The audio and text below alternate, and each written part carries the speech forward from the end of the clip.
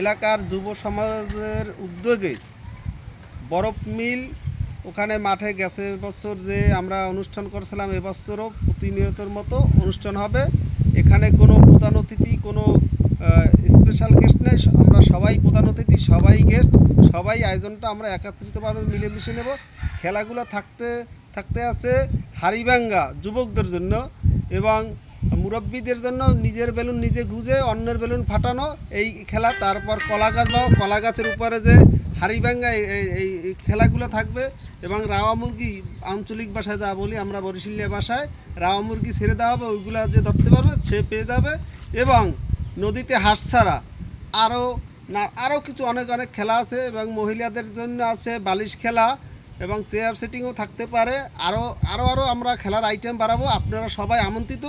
ঈদের দ্বিতীয় দিন এটা খেয়াল রাখবেন এবং আপনাদের সবাইকে দাওয়াত। এলাকার সবাই থাকবেন, মিলেমিশে সবাই খেলাটা সুন্দরভাবে উপভোগ করবে এবং সবাই এখানে কোনো স্পেশাল গেস্ট থাকবে না, স্পেশাল কোনো নিমন্ত্রণ কার্ড থাকবে না। আমরা সবাই মিলেমিশে একত্রিতভাবে অনুষ্ঠান উপভোগ করব। সবাইকে দাওয়াত রইল, সবাই থাকবেন। ঈদের দ্বিতীয় দিন আরও কিছু নূতন আইটেমের খেলা থাকবে। সবাই মিলেমিশে আমরা সেই অনুষ্ঠান উপভোগ করব। ঈদের দ্বিতীয় দিন বরফ মিল, যেটা আমরা বরফ মিল বলেই, আমাদের উত্তর শিয়ালকাঠি খেয়াঘাটের পাশে যে বরফ মিল ভান্ডারিয়া, সেই জায়গায় ভান্ডারিয়া অপর সাইডে বরফ মিল, ওই স্থানে আমরা খেলা উপভোগ করবো। এলাকার এবং বাইরে যারা আছে সবার জন্য দাওয়াত রইল। ঈদ মোবারক, ঈদ মোবারক। ঈদের দ্বিতীয় দিন খেয়াল রাখবেন। আল্লাহ।